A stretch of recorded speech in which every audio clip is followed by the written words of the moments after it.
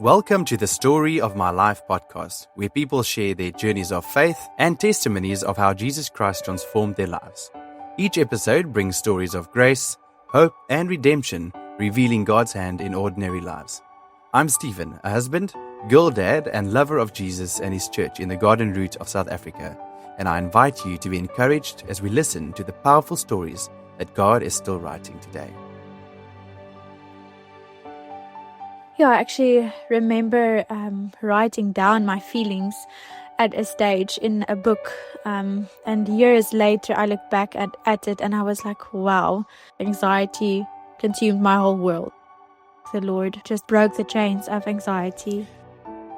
I really had a different type of hope and courage to deal with anxiety, knowing that the strength to deal with it doesn't come from me. Welcome back to another edition of the Story of My Life podcast. This is the first official episode, although we've had a small debut introductory mini episode before this. In this episode, we will be speaking with my wife, Alecia, and she can introduce herself. Hi, everyone. I am Stephen's wife. That's probably it. Alecia is very big on conversation and talking. Between the two of us, she's the very chatty and conversational one. And if you know me, you'll know that what I just said is an absolute lie. I dominate most conversations, and so I thought, what a way to redeem myself today than to give her the opportunity to do most of the talking. And so, as you know, the theme of this podcast is to hear stories of what Jesus has done in various people's lives and just the power of giving your life over to Jesus. And so Alecia is not as much my guinea pig as what she is my first guest of honor. And so I appreciate her agreeing to this at very short notice. And we're going to dive right into it. Of course, I know her story very well, and so I'm going to have to ask her in a way as if I don't know it at all, so that you can be blessed by it, and we'll finish this episode by just actually praying for whoever's listening to be encouraged by it as well. So, yeah, let's start with the most basic and obvious question. Not all of us are so lucky that we are born completely saved, perfectly sanctified, and basically looking exactly like Jesus. And so, like most of other people, you also had an experience where you had to meet Jesus at some point. And so why don't you tell us a little bit more about your childhood specifically, and what was your first experiences of faith and Jesus? So I grew up in Ladysmith, a very, very small town in the Klein Karoo, so not the one in Natal. You can definitely hear my Afrikaans accent coming through. I'm good at rolling my R's. So I grew up there for most of my life, and we went to a Dutch Reformed church. I think that's a NG Kerk.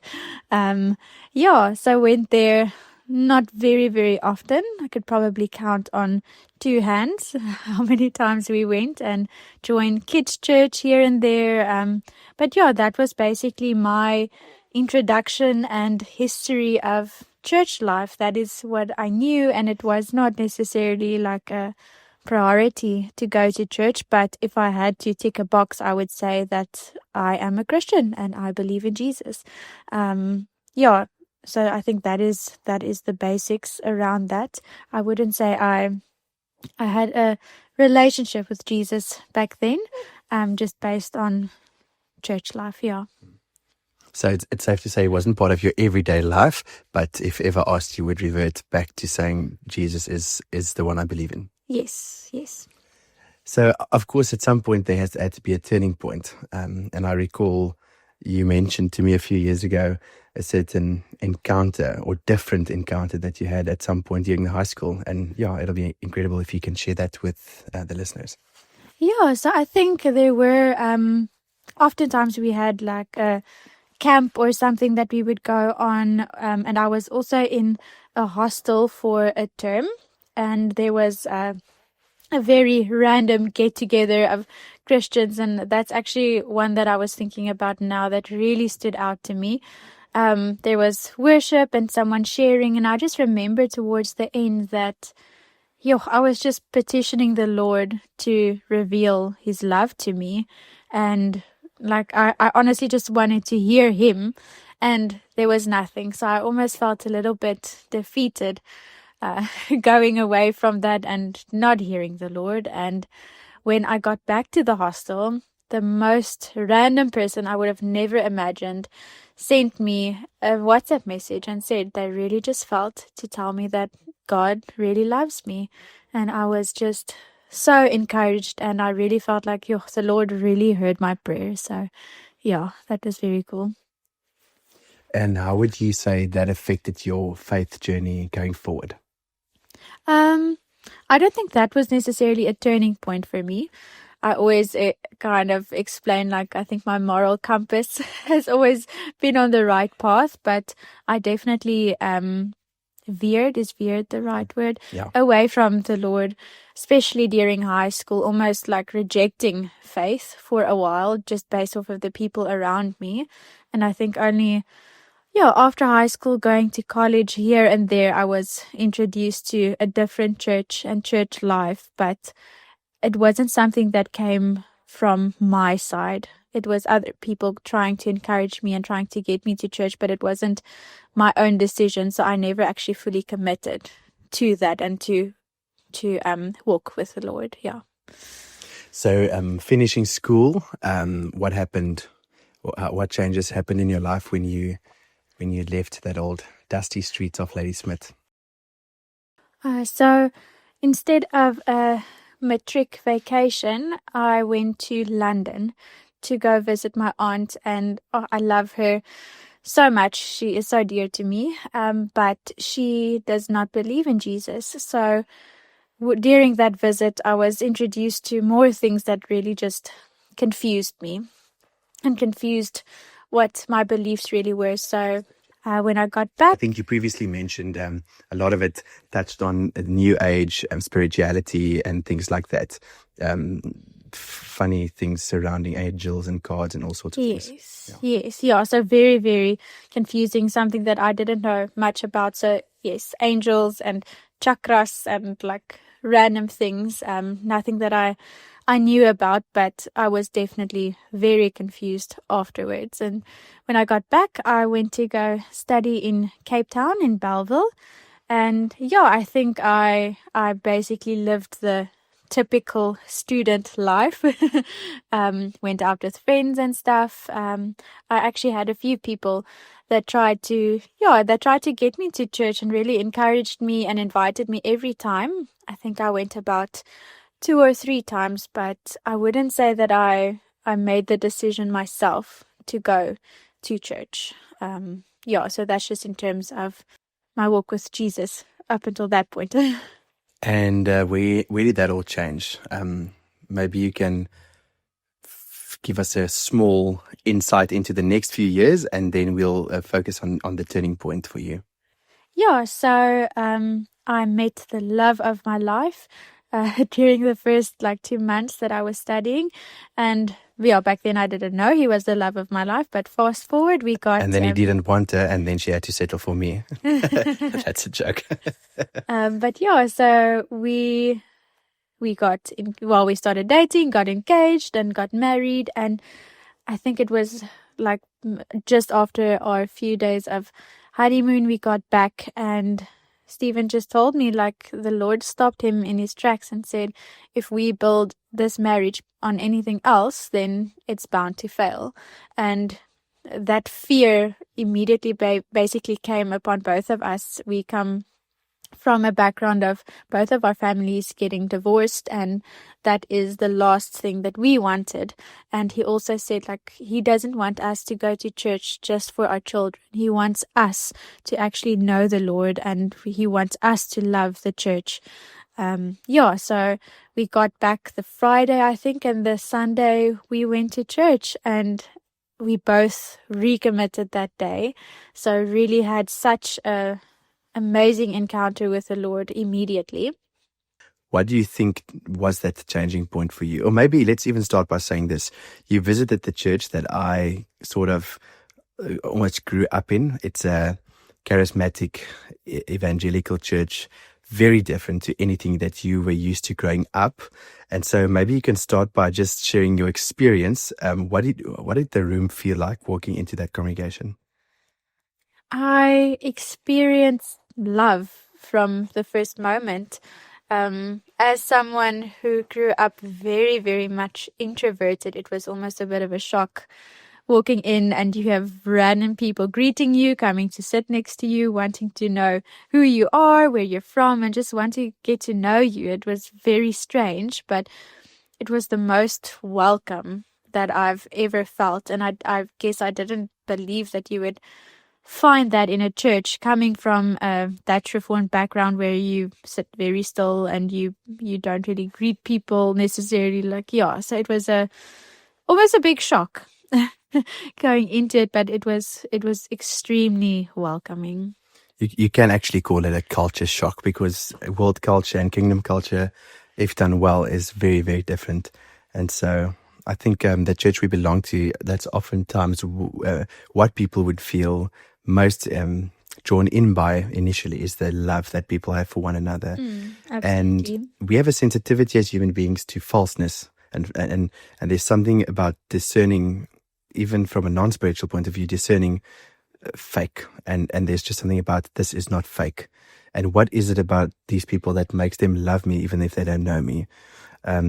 So yeah, and then maybe if you can recall your maybe the emotion that you felt the moment you decided to slip up your hand, even knowing that previously you would have professed Jesus. What was that? What was different that time?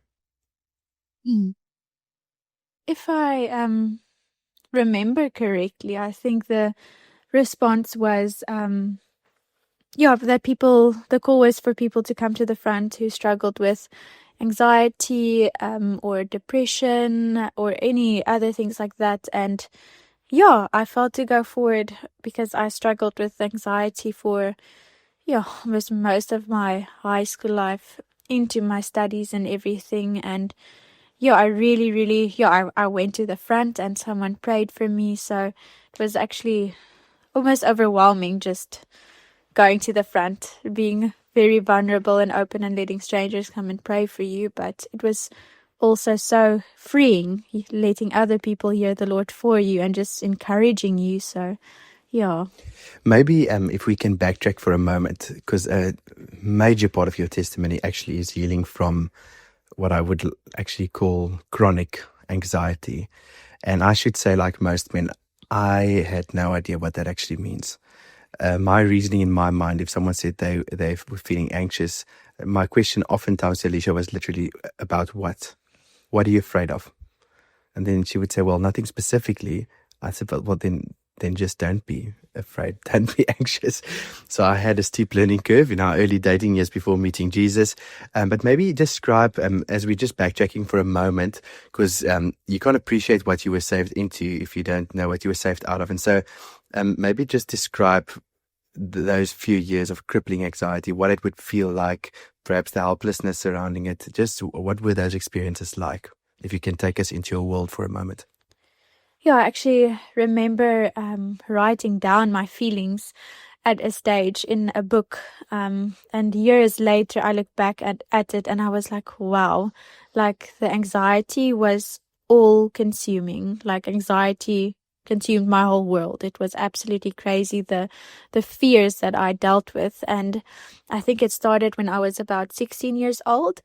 I put a lot of pressure on myself to perform well academically in school, and that would cause me to have severe panic attacks, and oftentimes it would happen that I basically can't even move my body. It would be so overwhelming. Very much crippling anxiety. Yes, exactly. And moving to Cape Town on my own, it was just as scary. But I think with that anxiety, it was also a bit more isolating at times. I had my own room and it would almost just be my safe space.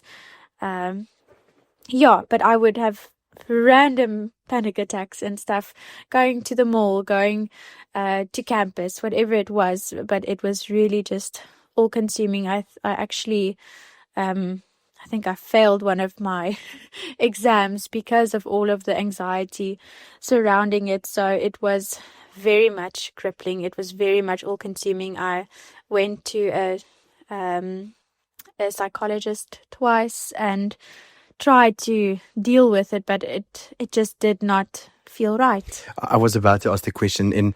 You would have professed to love Jesus, but what measures did you, or what measures outside of Jesus, because you wouldn't have consulted him? What are the different ways that you actually tried to address this before you came back to Jesus? Yeah, I think just chatting and processing with Stephen at the time, it was let me just go to a psychologist and see how they can help me, and maybe they can give me some tools and guidelines as to how I can deal with the anxiety and the panic attacks. Because I think it was so part of my identity that I didn't know anything else. So I guess I wanted help to see what else can I do. I don't know anything else, so how do I cope with this better? Yeah. And it wasn't successful.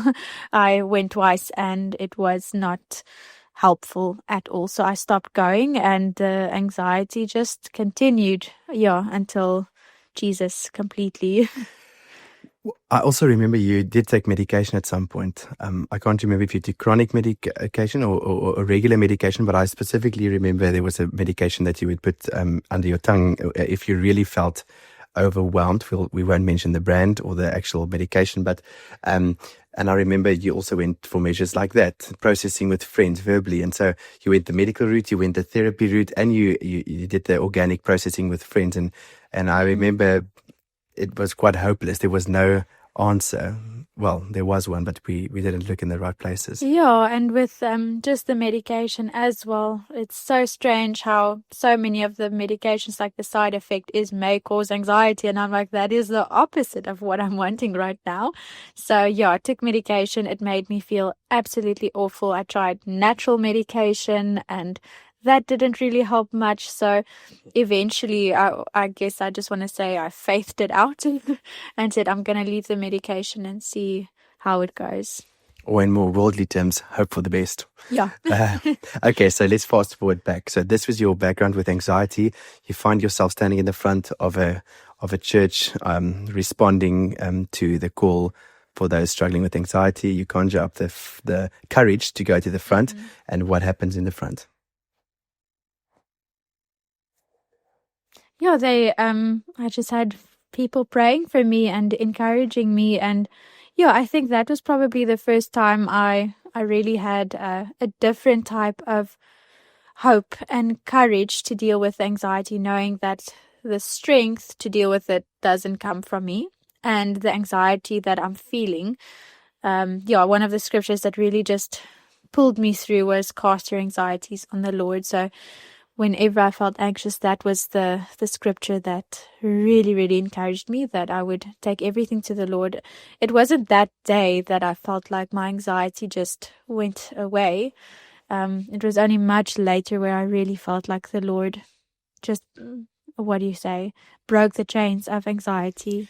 And if I remember correctly, we even had a conversation at some point where we were like, you don't really have these panic attacks anymore. You're not anxious. It's like we couldn't define the moment it happened, but gradually, as your gaze and your focus turned towards Jesus, it did take it away over time. And we're not talking years. We're talking maybe a few months. Yeah, definitely. And I think it almost went to a big extreme after we moved to George. So we got married the Jan 2020. We moved to George from Cape Town the end of Feb.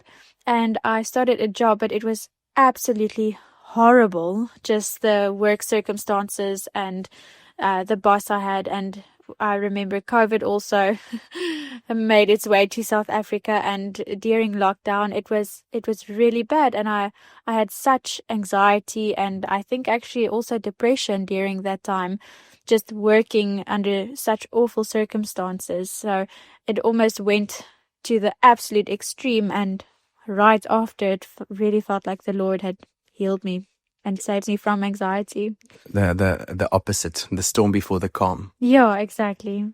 So, okay, you told us that we moved to George, which I obviously know. So, yeah, Jan, you recommitted your life. Feb, we moved to George. Just before that, you actually got baptized. Yes, I did. Why did you decide to get baptized, and did you feel that changed anything about your walk? Yeah, absolutely. So I think after visiting church a few times, they were talking about getting baptized and everything. And it was something that I didn't know anything about, because in the Dutch Reformed Church, you don't get water baptized as you get christened. So I actually had no idea what it was about.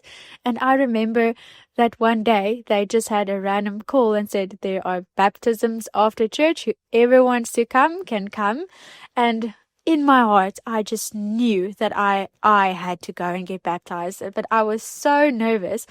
And then Stephen actually asked me, do you feel like you want to get baptized? And I was like, yes, I actually do. So probably if he did not ask you the question, I don't know how I would have conjured up the courage to say I want to go to this.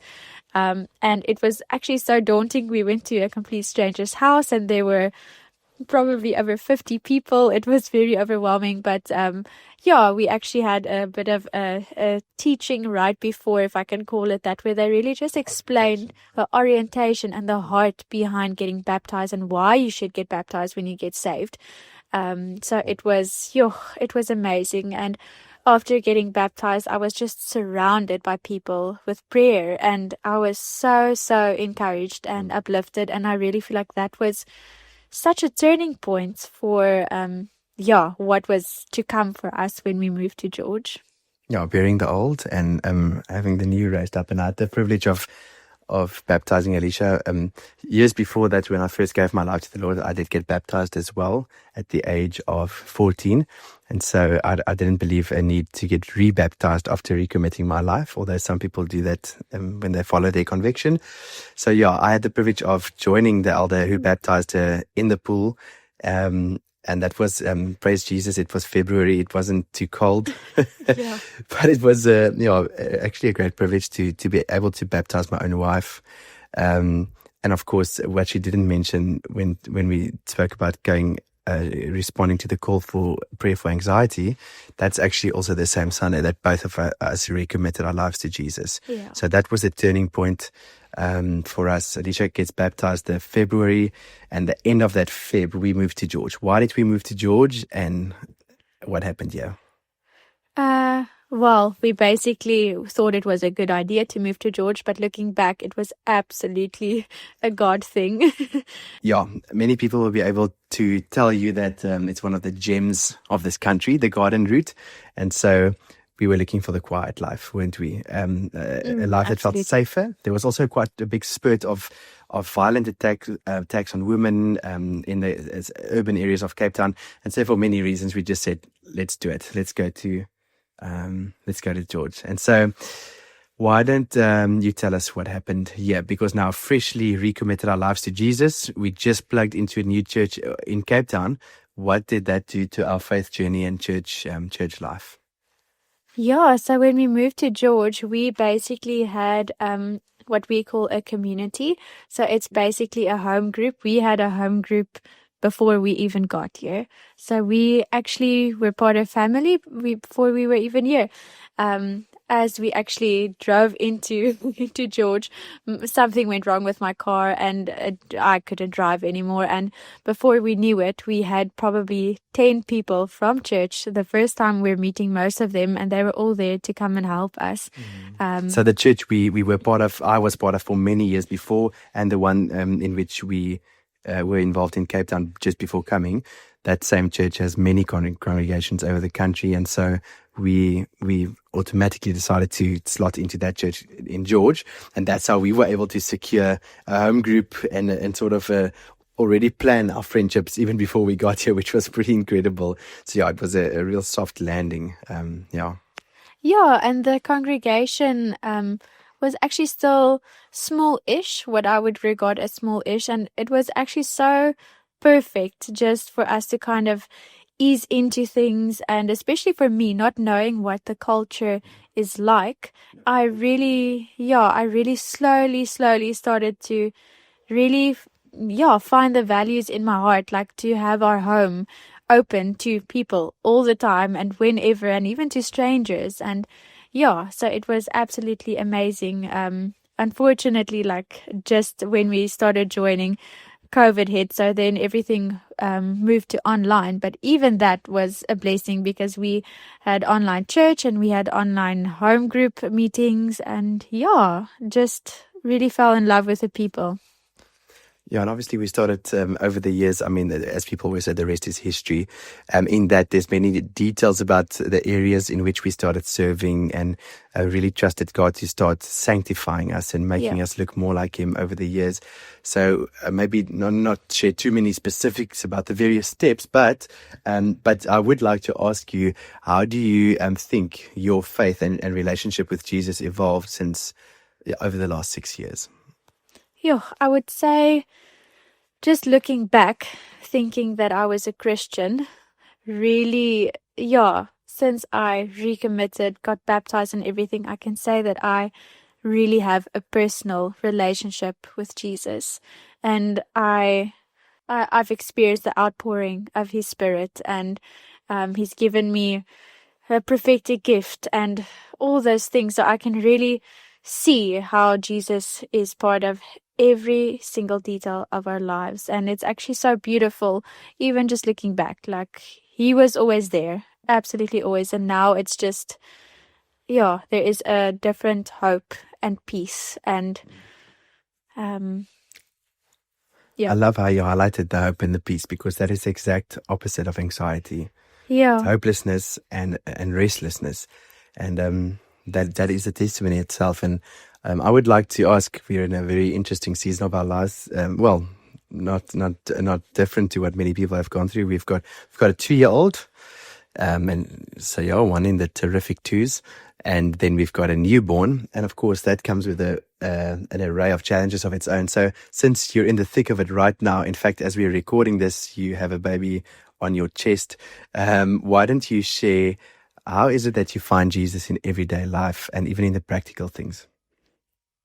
I think it's really there's a book, Practicing His Presence, if I'm not mistaken, and it's really searching for Him in the mundane and the everyday, because I won't necessarily have an hour to do quiet time, but I do have a few minutes to pray and ask for Him to just reveal Himself and to strengthen me and give me energy and courage for the season, and to steward my time and my heart well with the 2 beautiful daughters that we have. So it's really in the everyday, and I would not be able to do this without community, without the women that really are surrounding me and encouraging me and also lifting me up in prayer. And I can say that I can feel them, lifting me up in their prayers as well. And they're also encouraging me to always look to Jesus, no matter what the season is and no matter how difficult it is, and to, almost just persevere and see the beauty and see Him in all of the details in this season. Yeah. That actually, I was about to ask, because that's your personal life and faith journey. But the two of us being in leadership in the church, it's oftentimes we are caring for others and loving others. But the reality is we ourselves also very much depend on the support structure around us. And I was going to ask you about the importance of having a support structure. And so perhaps I can ask you to encourage anyone listening who maybe hasn't seen the real value in walking out your faith journey with a community of believers around you. How do you think that's changed your journey? Going from a not so real walk with Jesus to walking out your faith in a real sense, but also in community. What would your encouragement be to someone like that? Perhaps someone that doesn't believe in church or who doesn't see the importance of the body of believers. I think as someone who's introverted, I've never felt more safe and comfortable in community and in His church. You don't have to be extroverted and love 1,000 people around you. It's even just that, like, one person that you can always count on. If it weren't for community, I don't think I would have had such an amazing journey with Jesus and in my walk in faith. Yeah, and of course, something we've spoken before, other than it being a safe space, in the obvious sense of the word, it's also a space where we get shaped. Oftentimes, if our journey, obviously with Jesus, is very self-focused, and we might lack awareness. There might be a lack of people seeing what we might be lacking, and helping us become more like Jesus. Proverbs says that iron sharpens iron, and so one person sharpens another. And so, have you had any experiences where you would say, even just being part of the body of believers, you've recognized certain things that doesn't represent Jesus that well, and have been spurred on to develop in that area? Yeah, absolutely. I think it's a constant walking out of your salvation, but it helps so much having people around you who love you and actually tell you those things in love when you have a blind spot. It's like someone comes to you and they help you and they keep you accountable and they point you to Jesus. And yeah, you wouldn't find that anywhere else. And I think just the beauty of living in community is just, you're constantly encouraged and loved, and doesn't matter what season you're in and what difficulty you're going through, you have people that are really supporting you. And I feel like that is, you can't really go through life without that. It's uncomplicated actually if you're surrounded by them, people who love Jesus. And yeah, that's very good. And then just as we're wrapping up, there's a question that I would like to ask every guest at the end of every episode. And this one is, you are not prepared for this, but it's this: if you see Jesus right now, if you go to be with Jesus right now, what is the first question that you would like to ask him? And my hope is that it's not this super deep thing, really just something that's always boggled your mind, maybe from scripture or something weird in the world that you still don't understand. Sure. I know it's a curveball. I think I would just love to hear his story from his perspective, what it was like on earth. Yeah, because we read it in all of the Gospels, how people perceived it and everything that happened, but I would actually love to know just what it was like from his perspective. That's a good one. It'll be hard to top. Amazing.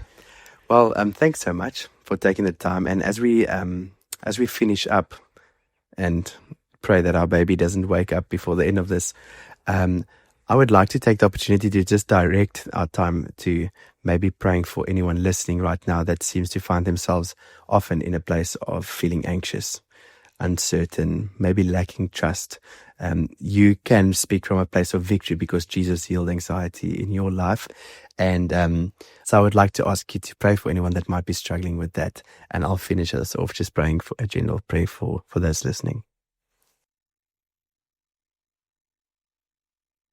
Yeah, thank you, Lord, for just an opportunity and a platform to reach more people. Thank you that the person listening to this right now it's not by accident. Thank you that you know them personally. You know exactly where they are. And yeah, I just want to pray for the people listening that do struggle with anxiety and fear, and yeah, even just in a general sense, sometimes feeling a little bit more nervous than the usual person. I pray that you would just meet them where they're at, Lord. I pray that you would give them an immense peace right now, right where they're at. And yeah, I pray that you would just comfort them and reveal yourself to them, reveal your love and your gentleness and just even your understanding, Lord. And I pray that they would draw closer to you. And if they don't know you, that even by just listening to this, they would have a desire to get to know you so that they may know the amazing peace that comes from you, Lord. Yeah. Amen. And I really appreciate everyone that tuned in today. We are excited for the next episode. So stay tuned. If you want to, you can like, subscribe, follow. And so we'll continue just this journey as we hear the stories of the many, many transformed lives out there. And that's all our love and blessings from Stephen And Alecia. Goodbye.